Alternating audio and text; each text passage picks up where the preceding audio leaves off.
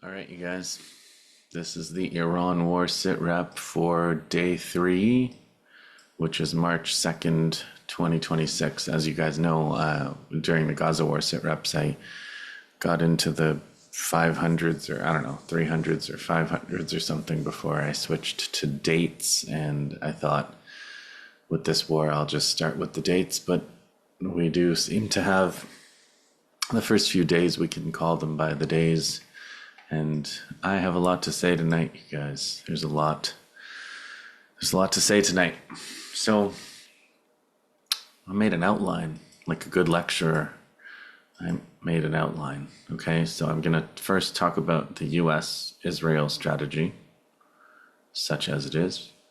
And then I'm going to talk about Iran's strategy, what we know about it, including as a subsections. Section 2.1, the way that Iran has caught up to the enemy, in a sense. 2, Iran's strategy for Israel in particular. 2.3, Iran's strategy for oil in particular. 2.4, Iran's strategy for the Gulf states, the UAE, Kuwait, Qatar, etc. 2.5, the attrition method. 2.6, technology, Iran's technology. 2.7, Iran's air defense, and then some final notes. Like I said, I got a lot to say tonight.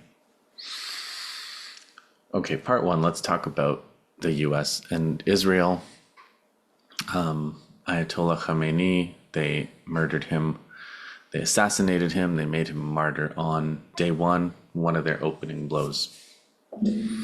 I cannot give a tribute. Last time I tried to talk about leader of a resistance, Abu Obaida. Nora and I tried to talk about him, and they said I was praising a terrorist or something, and they took the video down. So we don't want that to happen, even though this was the leader of a country. But I also, what can I say? I think it would be good if people want to know a little bit more about what Ayatollah Khamenei was about. I don't know a lot about him. I started following speeches and things like that after this genocide started. I remember one sermon that he gave outdoors to, I don't know, it seemed like 1 million people, after Hassan Nasrallah died and became a martyr, and he gave a speech, and it was partly in Arabic and it was partly in Farsi. That was pretty amazing. You get a sense from the little bits that I did see of the kind of person that he was. Professor Morandi, I think on Nima's show, Dialogue Works, he did a really nice tribute. He talked about how he knew him. He had met him a bunch of times, what he did in the Iran-Iraq War, what he did in the revolution. And there's a clip that Indica, Indy, you guys know Indy, right? He's one of the, he's a really good, very funny writer and tweeter. But he showed this clip you guys, I'm sure, have seen, but let me just make sure you see it. There's this little boy, and he comes up to old Ayatollah Khamenei, and he says, I want to be a martyr. And he says, no, grow up, grow tall, study hard, become a scientist, be useful for your country, be useful for Islam, live 80 or 90 years, and then you can get martyred, okay? And and it's amazing to see, because he, that's exactly what he did, right? It's exactly what he did. He lived his life according to the advice that he gave that little kid, which is pretty amazing. It's not often that you get to do that. But it's like a lot of the resistance leaders sort of died that way, right? Like Yahya Sinwar said he wanted to die fighting. He died fighting. Hassan Nasrallah said, If we're martyred, if we win, we are victors, and if we are martyred, we're victors. Abu Ubaidah, I mean, so many of them now. And now Nasrallah, now Ayatollah Ali Khamenei as well. So we'll get to where that fits into the American and Israeli strategy. Some good points before that from the Armchair Warlord. The Armchair Warlord on Twitter is some kind of pro-Russia person, I think. I assume. And some good points that Armchair Warlord makes here. Aggression and perfidy, they appear to have achieved tactical surprise. But the measure of the effectiveness of the strike was negative. The Iranian military deliberately cleared what was at the time an airspace crowded with civilian traffic, brought air defenses online, and began launching retaliatory strikes only about an hour later. They brought their air defenses online after their airspace was clear of civilian traffic, suggesting they felt confident in their ability to absorb a limited first strike. Iran has had some success penetrating missile defense, but this is there's some interesting stuff. I especially find 4 and 5, 4A, okay? Armchair Warlord says the considerable standoff distance that the US and Israeli aircraft are operating from has wrecked sortie generation. Coalition strikes on Iran throughout the day have been remarkably modest, likely due to a combination of delay from forced refueling, disruption to remote bases, and forced use of standoff weapons, and Iranian air defense attriting incoming salvos. Effects have also not been particularly impressive either. As long as the Iranian air defense network remains intact enough to deter coalition forces from flying downtown into Iranian airspace proper, there's very hard limits on the amount of coercive power that can actually be applied to Iran. We have only so many standoff missiles and don't have a Russo-Chinese missile printer to call upon, which, by the way, Iran might. I remind the reader that our bigger and stronger adversaries, Russia and China, are very invested in ensuring that Iran's air defense network remains intact so as to preserve their ally. No noticeable fracture, Mossad attack network, claims are floating that it was cooked up, Okay, I wanted to talk, I want to talk especially tonight about hard power and politics, and we don't need to get too deep into Mossad. I think it is true that the January 8th, 9th riots, coup attempt, result of that was that Israel's network inside Iran is in historically bad shape, and rebuilding it now is not going to be easy at all. They're not going to be able to rebuild it now. They're going to have to. That takes years. It could take a long time for them to get back to that. And the world is going to be very different. I've been saying that. I've been saying that the world is not going to be recognizable. And I think that's happening now. So what did US and Israel hit? On day one, they hit a girls' school, killed over 100 girls. Women, life, freedom. People are killing girls, but of course they're killing girls because this is Israel and Epstein. This is the Epstein regime that we're talking about. This is the Epstein empire, and their obsession is with murdering children. So there's nothing more to add. There's no motivation. If there are children that can be targeted and killed or abused or, any number of cruel or vile things done, these people will do it. They'll do it as brazenly as they can. They'll do it as openly as they can. And they want us all to see that. So they did. On day two, they also attacked a hospital. Another principle for them, to attack places of healing, to attack places of safety.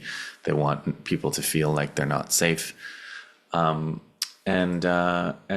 people are catching up to who they are and what they're about. This included the baby incubators, which were specifically targeted. And of course it is, after all, the holiday of Purim. So that's when they're supposed to kill children and wipe out the memory of Amalek, which they've all been talking about over the past few days. So they're doing they're doing their thing. On day 2, they also targeted a residential building. Day 3, a market square and emergency response center first responders. So all the usual targets: markets, first responders, hospitals, and children's schools, in particular a girls' school on the first day. So that's what we're unfolding. That's what we can expect them to continue to do. That's the kind of war they're fighting. And then in the midst of this, on day 1, after blowing up this girls' school with a double tap, meaning they do this in Palestine all the time, they attack the facility, they wait for emergency response to come, and then they attack again to kill the emergency responders and make sure that the people who could have been rescued also die. At the same time, they're messaging on Twitter, hey, we've killed the supreme leader. We are killing girls, destroying hospitals, murdering people. It's now your chance to rise up. Iranian people, it's up to you. So I believe on some level they have this theory that they can induce people to rise up to overthrow their government alongside while killing them.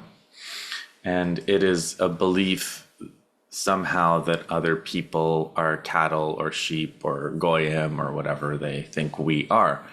And the Iranian people have expressed kind of shock and disappointment. I know Hassan Piker and even Alon Mizrahi. Hassan Piker was talking about Turkey and Alon Mizrahi was talking about Israel. And they said, we would never celebrate the deaths of children, even in societies that we, are from and like are exiled from or don't feel any affinity with or hope badly that the regime falls.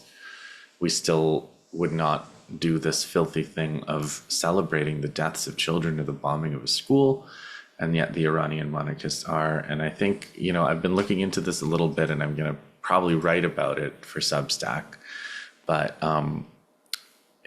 the point I want people to understand just briefly is that Iranian monarchists have a racial theory of themselves and of the people in Iran, and they don't believe that they belong to the same race as the people in Iran. So if you have a race theory that you're a superior race, generally race theorists are fine also with genocide. If you find someone who believes they're a superior race, you'll also show me someone who believes they're a superior race, and I'll show you someone who is casual about genocide. That is why Israelis, Zionists, etc. are so casual about genocide. That is why their supporters are so casual about genocide, and that is why Iranian monarchists are casual about genocide of their own people. They don't believe Iranians are their own people. That's why they say that's why when they say as an Iranian, it's a bit deceptive, because you shouldn't be deceived into thinking they have an affinity with the people in Iran. They don't. They believe generally speaking, they believe they're in a superior and different race, which helps explain their genocidality. So what is this theory behind assassinating Ali Khamenei and then calling on the people to rise up?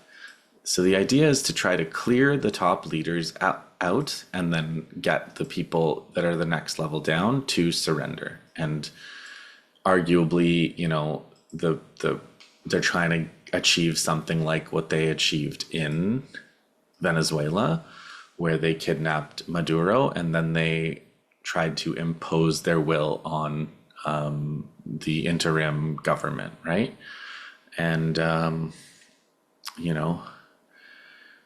that's Trump said something like that. He said, we killed him, and then we're hoping, the next somewhere down the next levels down, we'll find somebody who's willing to do what Israel wants, or Israel says they want, which is no missiles, no allies, no nukes, right? Those are Israel's goals, which is really like that's not even what they want. They want no state at all. They want the destruction of Iran. They want a Libya or a Syria kind of situation. Mind you, Syria does have a pro-Israel Zionist mass murderer in charge in Al-Qaeda, whatever that guy's name is now, his name of the week. But that kind of situation where there's no functioning state, there's no arms, and the person does everything for Israel, that would be okay. Probably the exiled Pahlavi would do that for them, but that's their goal. So how they're going to do it is by killing everybody, terrifying people, establishing their disposability of the people, destroying their infrastructure, killing children, destroying hospitals, and they're going to do that until they find an opposition that can take over and then surrender. The idea that they would maybe be able to kill Khamenei and then call things off. You may have seen that rumor. I haven't seen much confirmation, but it's an Israeli story. I saw it on America Net's Twitter. Ynet, the U.S. planned for a 4 to 5 day operation to weaken the Iranian negotiating position. Yesterday, the U.S. reached out to Tehran to request a ceasefire, and the Irans rejected. And that's just it. To me, it's just like, I don't know how you think the world works if you think you kill this immensely popular religious leader who's 86, and then you say, okay, well, I sneak attacked and murdered your leader during negotiations. Now how about a ceasefire? And no, Iran said no. And Iran has also signaled that they're not interested in negotiations in the medium term. They're interested in revenge. They're interested in punishing the aggressors. But I'm talking about the U.S.-Israel strategy now. They also apparently attempted to assassinate the old many ex-presidents, Mahmoud Ahmadinejad. They're basically trying to assassinate everyone whose name they know, it seems, and hope then that the people will rise up. They also want to wipe out Amalek, which they say, and they think Iran is Amalek. And so they're holding a lot of things that are not compatible. They kind of want Iran to wipe themselves out, which, maybe, again, if there were enough Iranian monarchists to start a race war against the other Iranians, maybe they would be able to get somewhere. Now, another separate strategic issue is they're trying to get Saudi and Iran to fight. So from day one, I think I saw a story in the Washington Post on day one where they said, Saudi put us up to this. U.S. officials say they attacked Iran after a meeting with Saudi. And I thought, wow, they really want Iran to attack Saudi. This is interesting. I didn't for a minute think that this was like some leak, some scoop that the Washington Post got. No, this is an information operation to try to get Iran to attack Saudi. The question is why?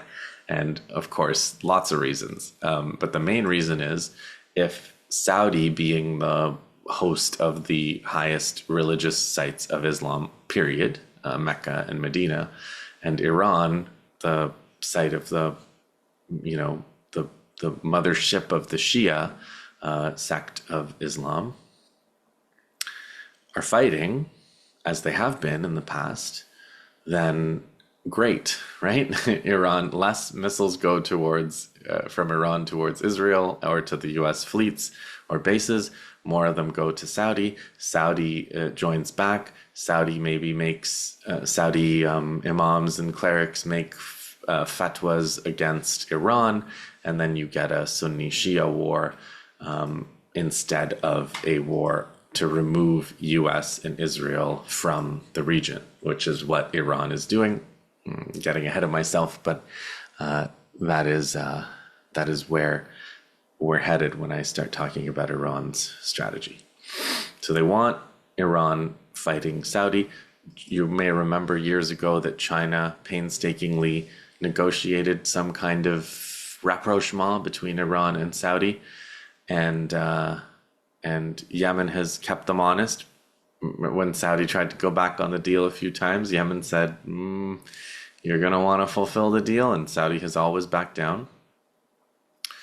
So they also want to upset China. They want to,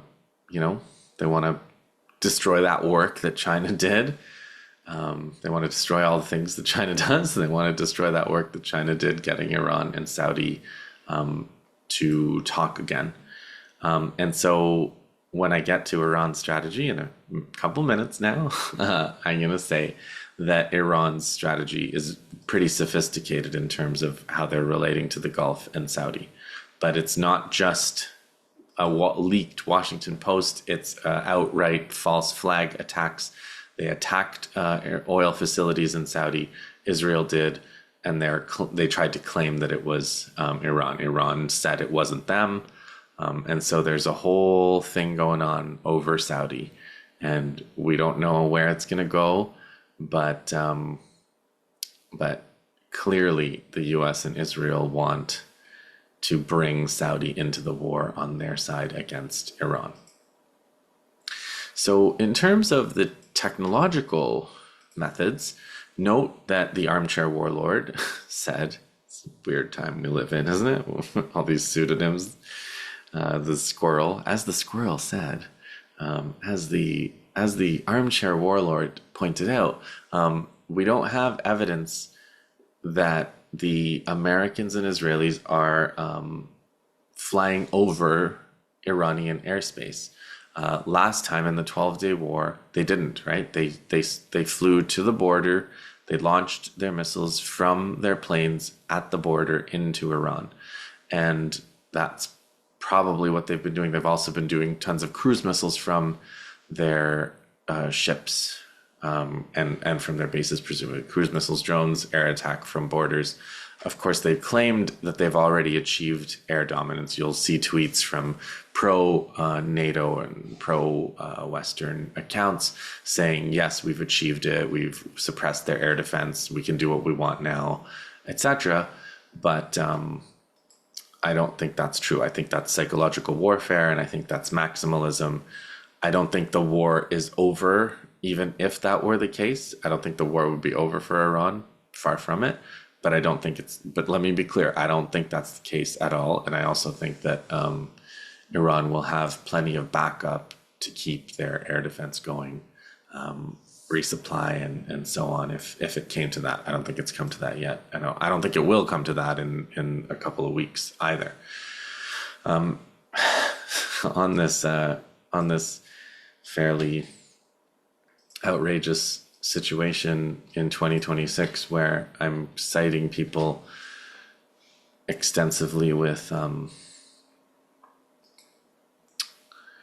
pseudonyms. There's a pseudonym, a pro-Russia account who politically, let me at a minimum say we're not on the same page with Simplicius the Thinker, but Simplicius the Thinker has pointed out that the B-2s, the famous B-2s that could just fly wherever they want because they're so stealthy, haven't done sorties. They said there was a story that they did some sorties, flew from America, did some sorties and flew back, but could just as easily be fiction.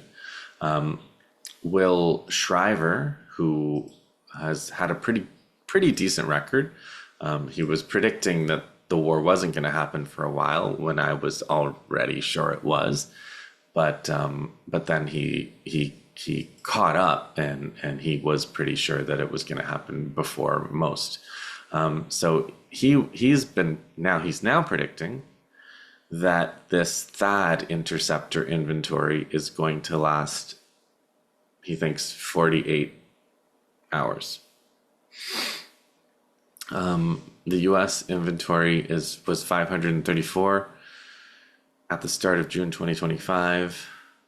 He's going to round it off. THAAD interceptors. There are not enough THAAD interceptors on the planet to load the 7.5 extant batteries. There are 92 total interceptors remaining for the other batteries positioned around the globe. Their production rate is less than 10 per month. He says the remainder of the THAAD interceptor inventory will be consumed, and there is no meaningful replenishment on the horizon. So the interceptor math, and I'm going to talk a lot about math, is not in favor of the US. Let me just finish with that, because you guys may have watched Ted Postal. He's a physicist. He's a retired physicist from, I believe, MIT. And he was on Nima's show. And on Nima's show, he showed some numbers of interceptors. And let me just show you.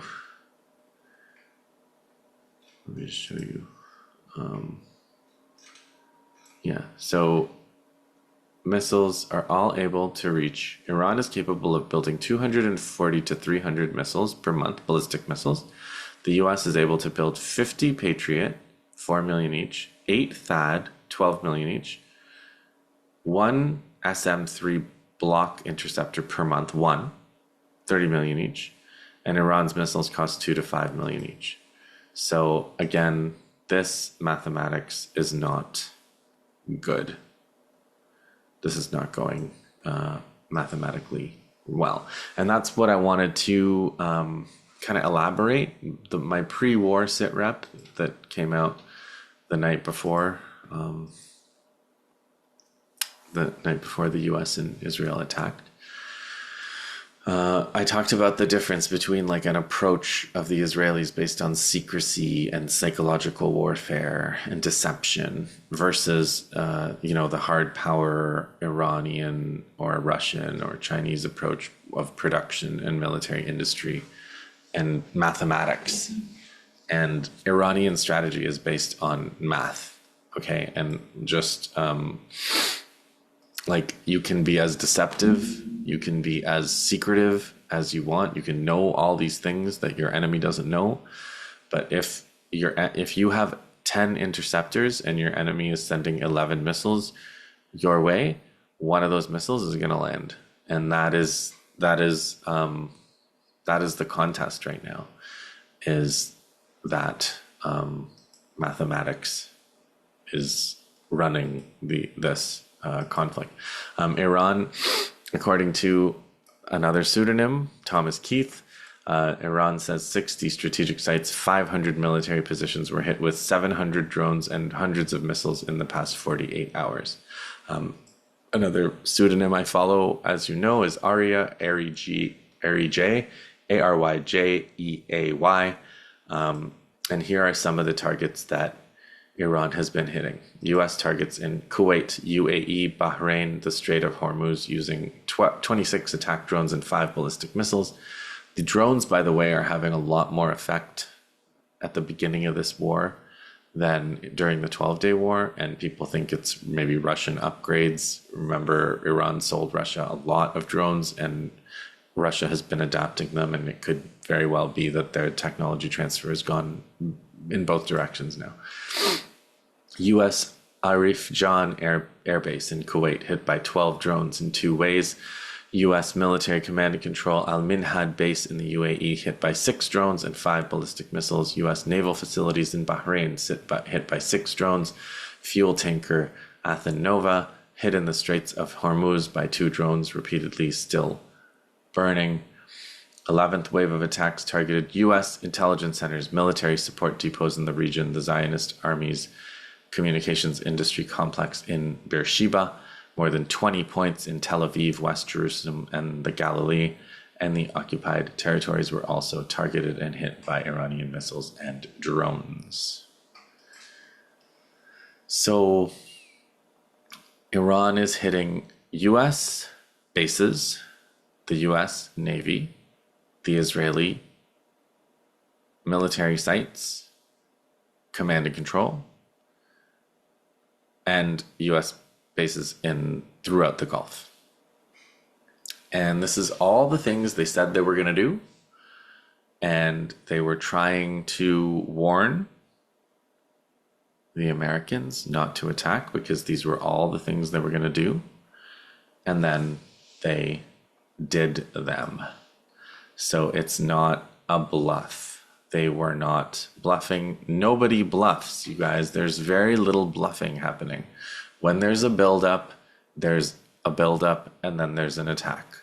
I hope we can all agree now, finally, after the buildup in Rafah that led to an attack, after the buildup at the Lebanese border that led to an attack, after the buildup in Venezuela that led to an attack, after the buildup on Iran in June that led to an attack, and the buildup on Iran now that's led to an attack.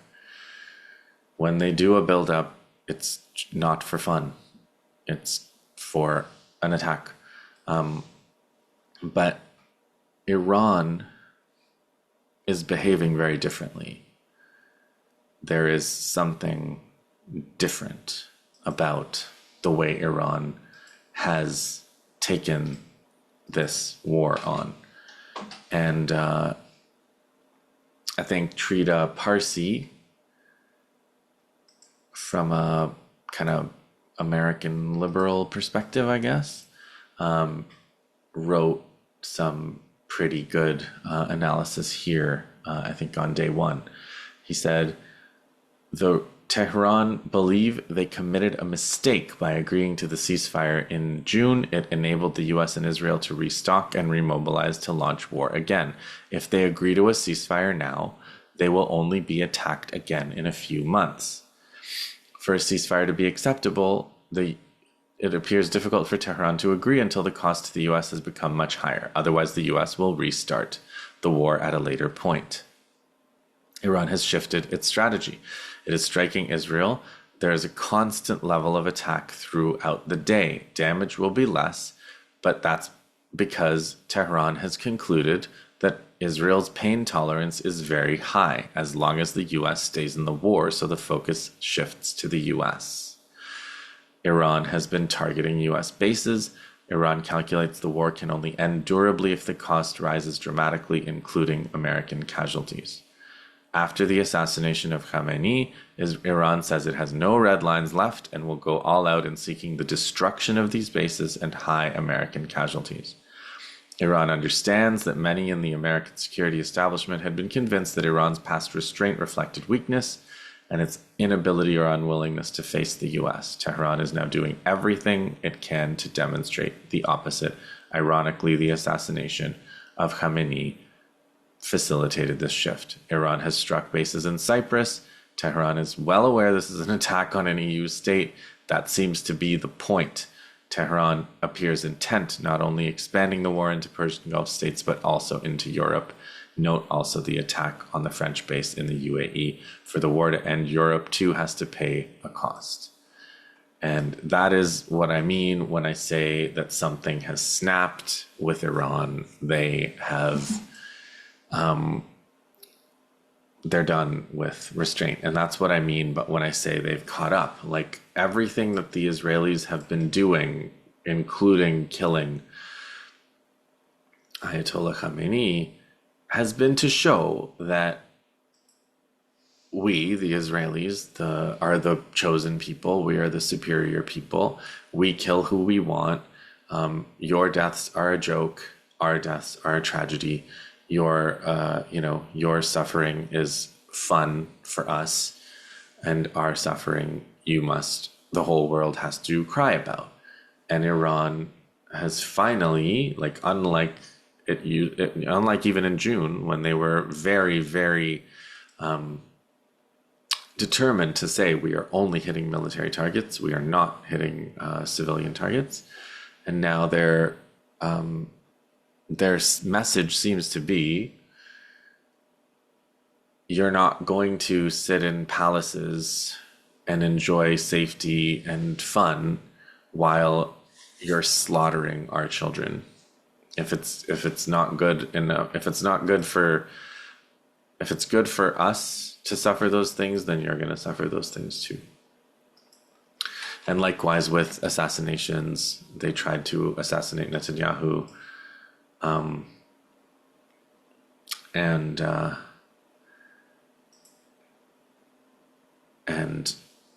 you know, they're trying to assassinate other Israeli bigwigs,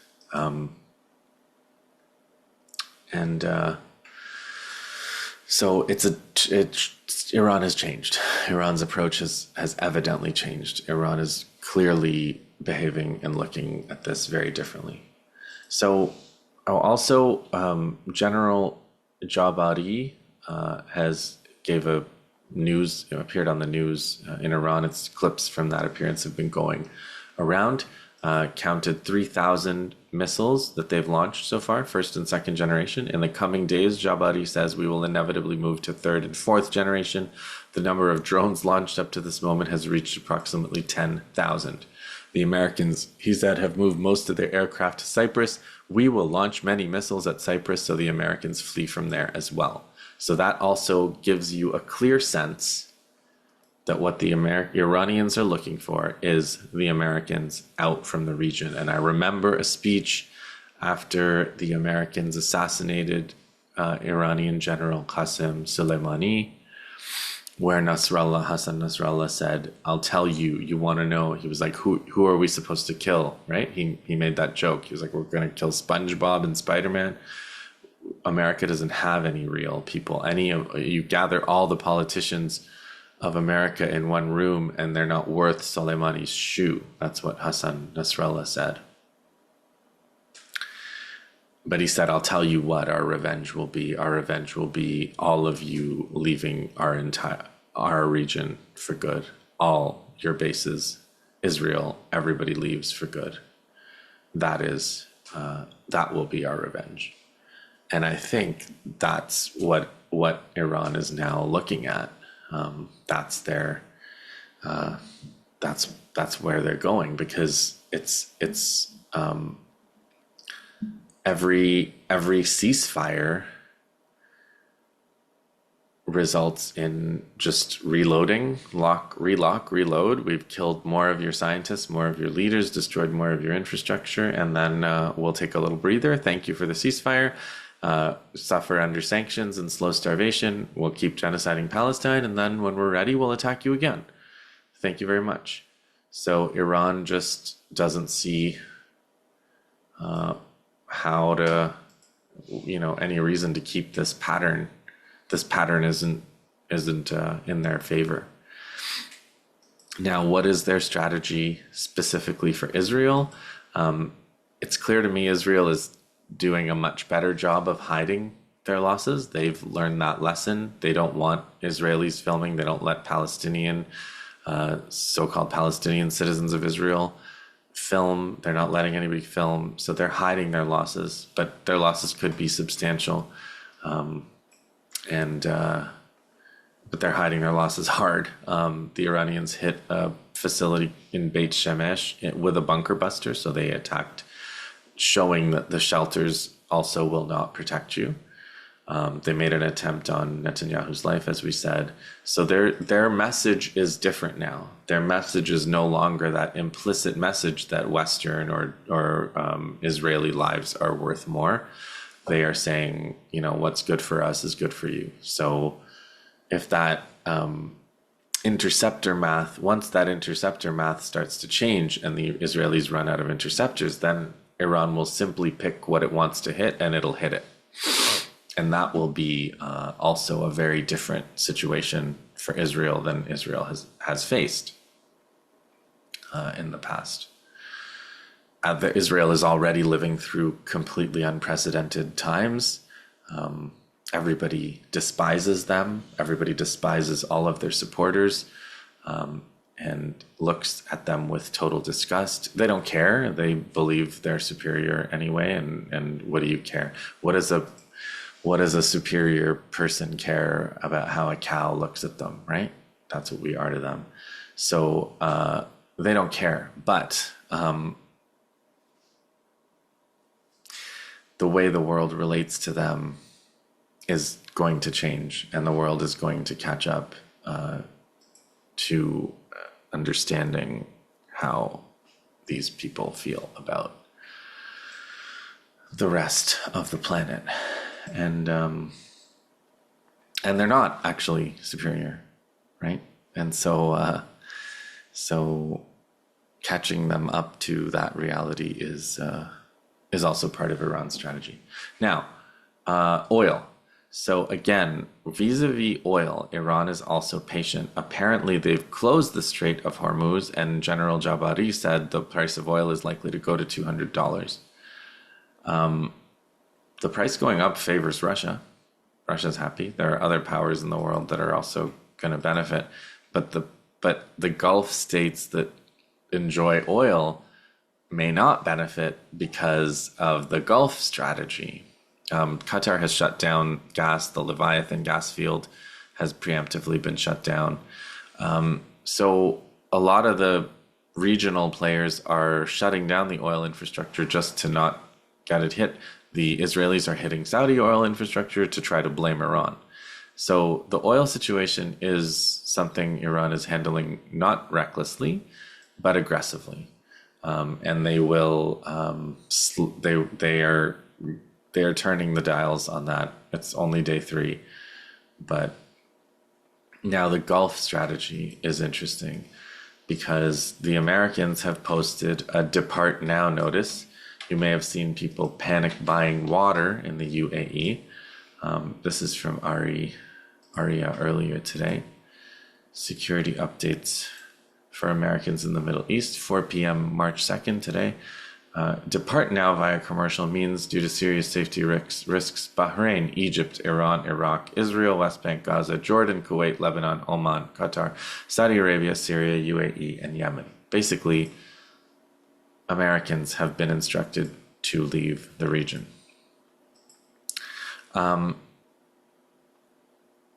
There's a message Jabari said to the neighbors where he said, listen, neighbors, we helped in difficult days. He's talking specifically about Qatar when there was a coup, and we helped them, we saved them.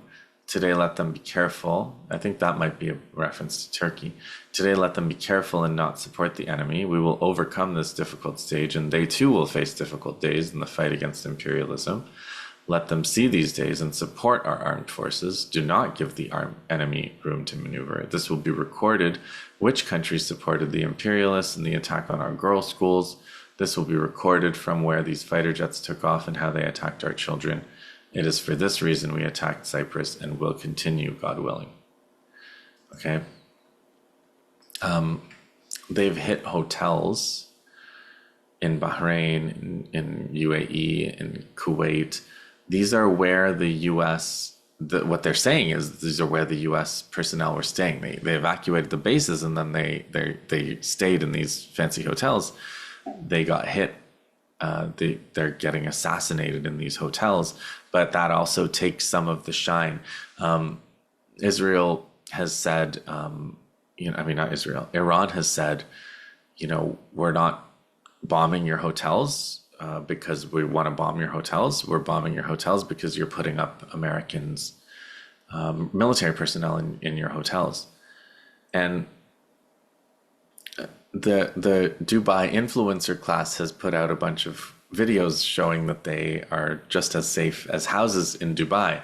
But if the bases and hotels and other glamorous things are getting hit by drones and missiles in the event of a war, which the Americans choose,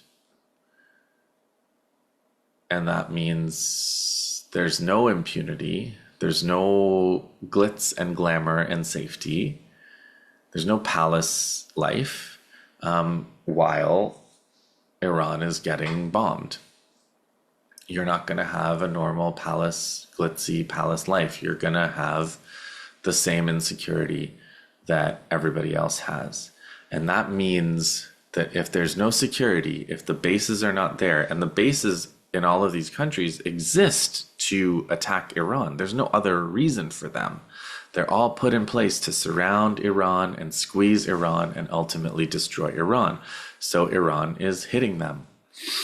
And it's going to try to destroy them, and it's going to try to stop them from ever being rebuilt, and it's going to try to make a new deal with these Arab dictatorships that they will have to rely on Iran to keep them safe instead of America, because America isn't keeping them safe. And their wealth, their petrodollars, that whole system is going to have to be transformed. The Iranians have said they're not stopping until the whole security architecture of the region is transformed. So the maximalist vision for Iran is no US bases, no US fleets, and a new discussion about security with all of the countries of the region that had hitherto hosted the Americans. And then as for the Zionists, the ones who are Zionists can leave.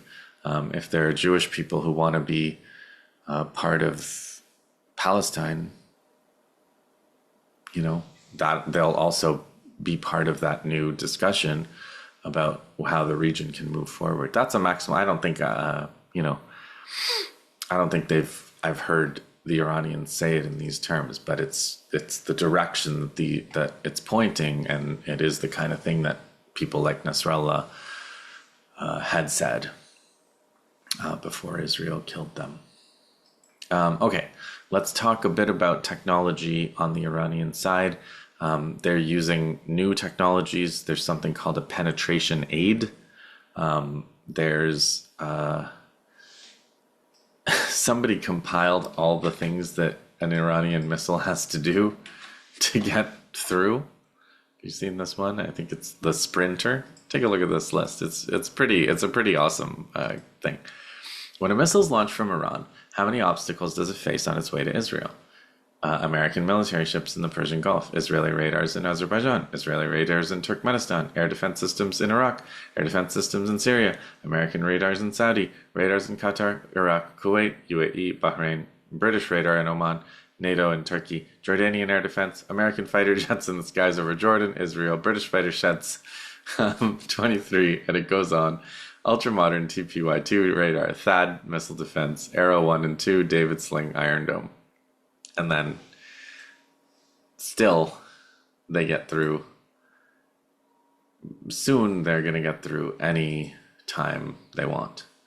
And there's a graphic by the Health Ranger. We live in the age of pseudonyms, my friends. But the Health Ranger created this infographic. And it's Iran's war strategy: blind, deplete, overwhelm. So we're in phase one.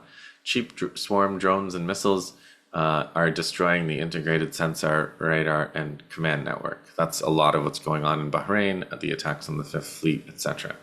Phase two, we're also starting with phase two. The cost asymmetry trap. Inexpensive numerous weapons are depleting the expensive finite interceptors. We are in this phase of depletion. We are in the phase blinding and depleting are occurring at the same time. And finally, we have not reached this phase, but in about 2 weeks, probably we'll reach this phase of overwhelm, held back systems, hypersonic follow-on strikes to hit weakened, breached defenses.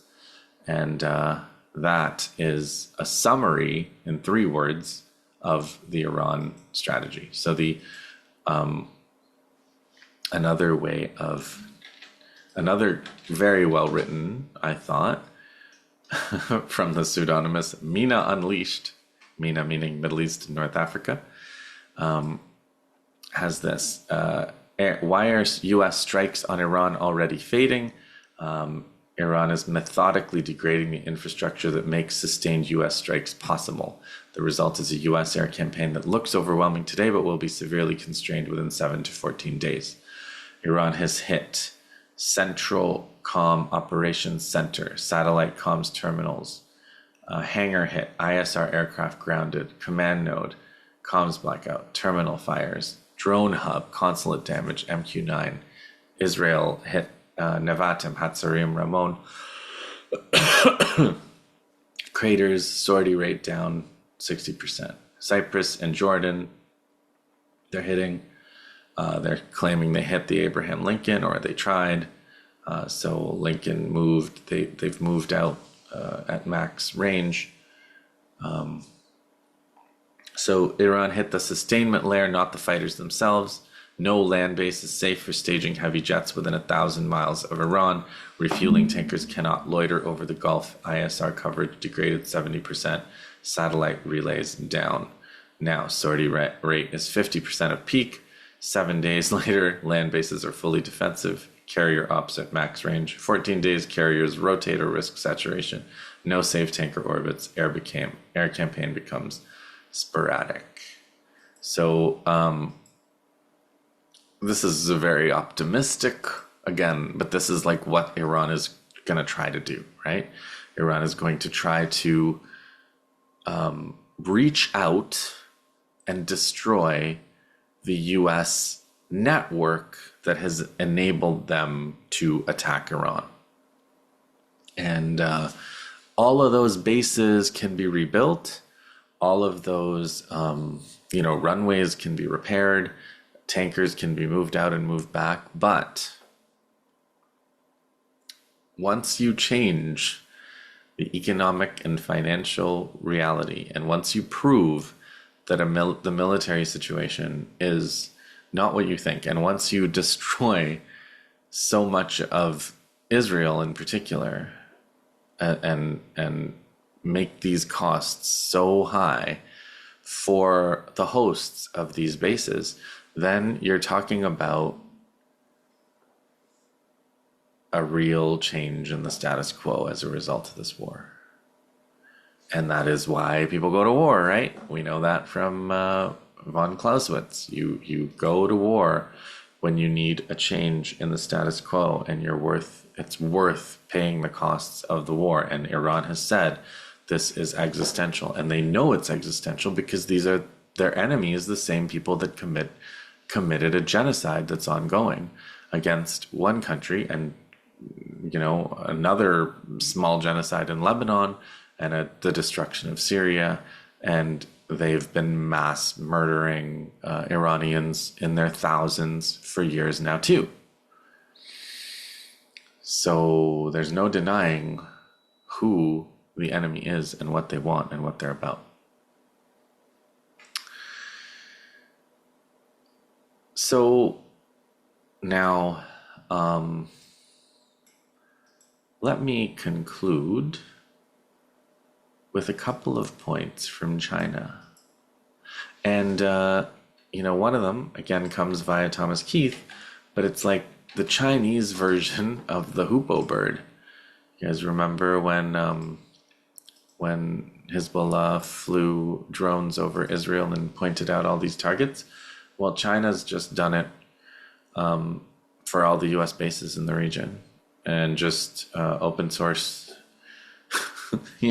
commercial satellites, whatever, Chinese satellites. So China is providing this gap in intelligence, surveillance, reconnaissance, so-called ISR, electronic warfare, so-called EW, all of these things which, despite Iran's great prowess in terms of missiles and in terms of their drones, they had a gap in terms of ISR, in terms of internet tech security, communication security.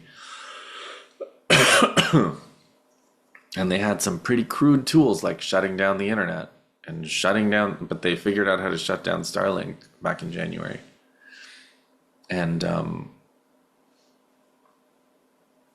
this gap appears to have been filled by China. So, Tucker Carlson, I said the night before the war started, Tucker Carlson is wrong when he says this is Israel's last chance and America will give Israel all the chances they want.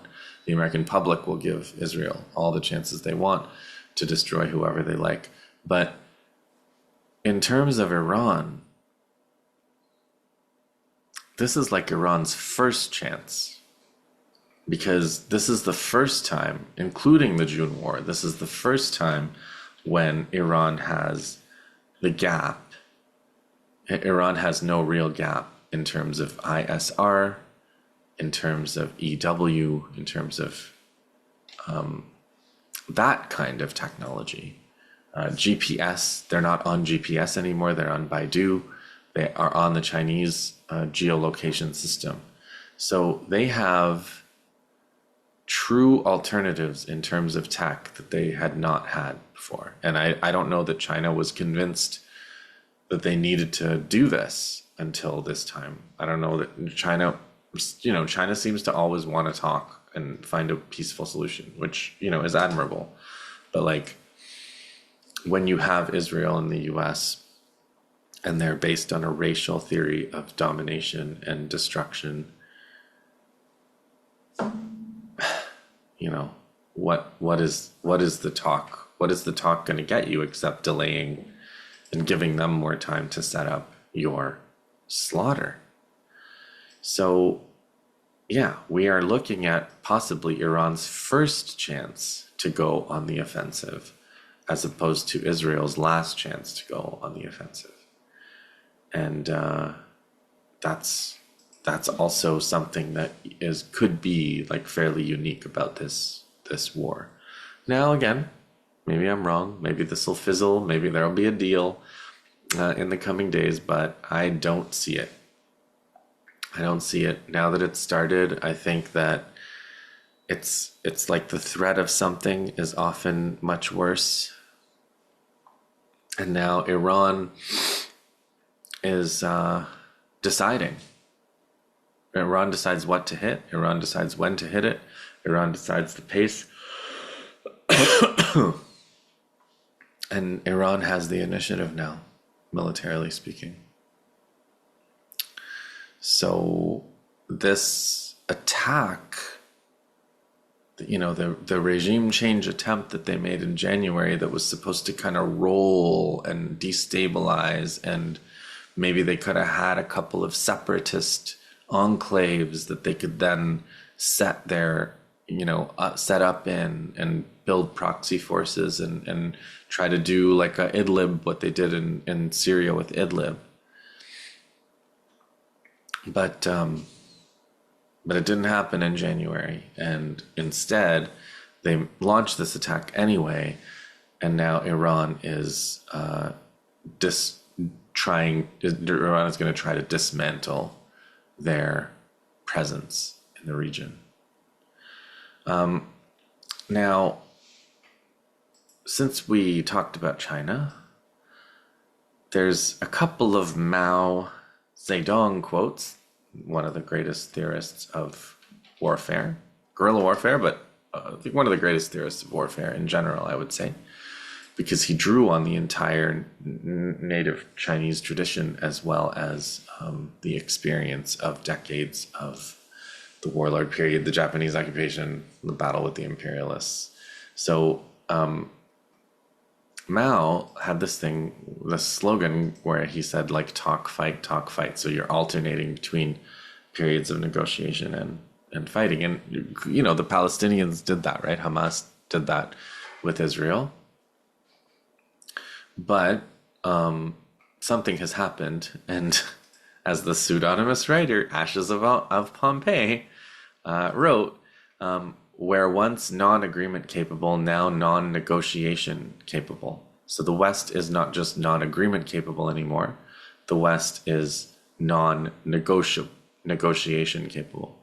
Trump's America is comfortable simply imposing their solutions on those who can't say no,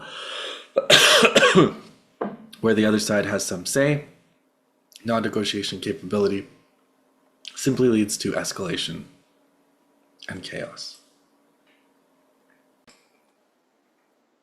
So so the final part of that article, that Twitter article, is Trump, Kushner, and Witkoff may soon find that no one bothers to pick up the phone when they call, with dire consequences for both America and the world. And that's where Iran has reached. We are not interested in negotiations, Ali Larjani has said.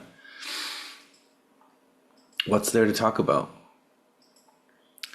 So now, the final point of tonight also comes from Mao Zedong, because I've heard people kind of dooming about the nuclear issue, where they say, the Samson option, the Israelis have nukes and America has nukes, and rather than losing, if they're faced with a humiliating defeat, they're going to nuke. Well, I don't see much point in worrying about that. It's kind of a weird way to look at it, maybe. But if they're going to nuke and end the world, and the only option to stop them from nuking and ending the world is surrender and becoming their slaves forever, well, maybe they're gonna nuke and end the world. Like, what else?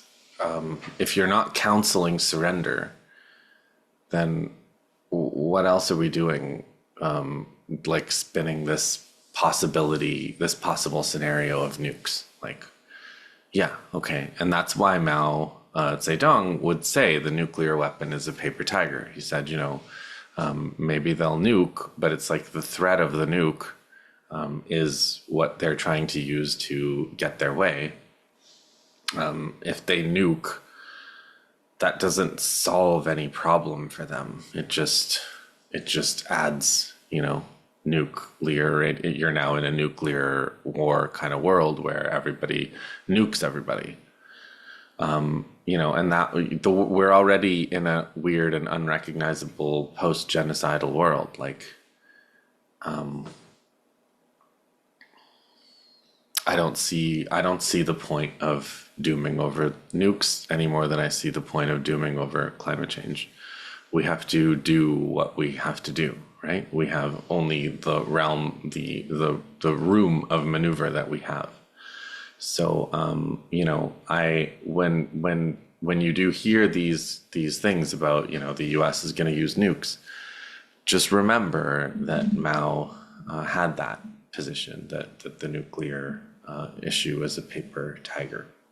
And, the Americans could have dropped the nuke on Vietnam. They had it. They didn't do it. South Africa had nukes when it was, being de-apartheided. And, I think you could say that the Israelis are crazier and more genocidal than anything else we've ever seen. And that's probably true. But again, what are you going to do? Are you gonna give them what they want? What's to say they won't nuke just for fun, given who they are and the kind of people they are? So I would say that I would end with that, that kind of point of Mao's, which is like, it's a paper tiger. And I don't think that's also why I don't think, like, I'm not kicking Iran for not developing the nuclear weapon. They've said they don't want it. They've made, they made a lot of good points about why they don't want it. And if they decide to get it, that's also their decision. There's no reason Israel, America, Britain, France, China, Russia, Pakistan, India, North Korea can all have nukes and Iran can't. That doesn't make any sense. If those countries can have it, so can Iran. But if they don't want to build it and they want to proceed to try to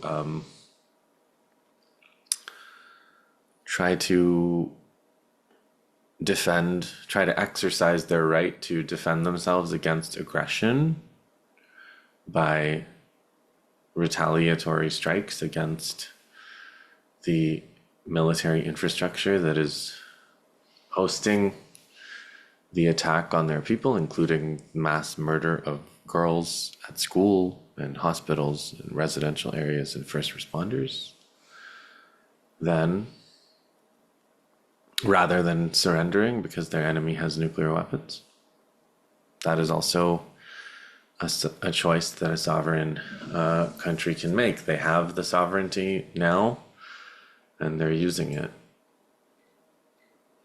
That concludes the sit rep for tonight. Was a lot. We covered a lot, you guys. But I hope you now have a picture of the strategy of both sides. I would say the US and Israeli strategy is not in a good shape. They're talking about a ground invasion. I'm not sure how that's gonna work, how they're gonna get there, where they're gonna stage, and I don't know, an armored push for Tehran through the mountains. I don't know. I don't see it. So that's the US strategy, the Iranian strategy of, for Israel, for the Gulf, for the oil, for attrition, their technology, their air defense, and finally the nuclear issue.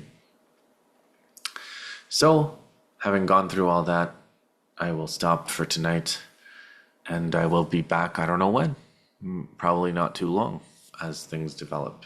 Hopefully this was a good framework for you guys. Let's do what we can, which is not much right now, but let's do what we can, and in the meantime, hang in there.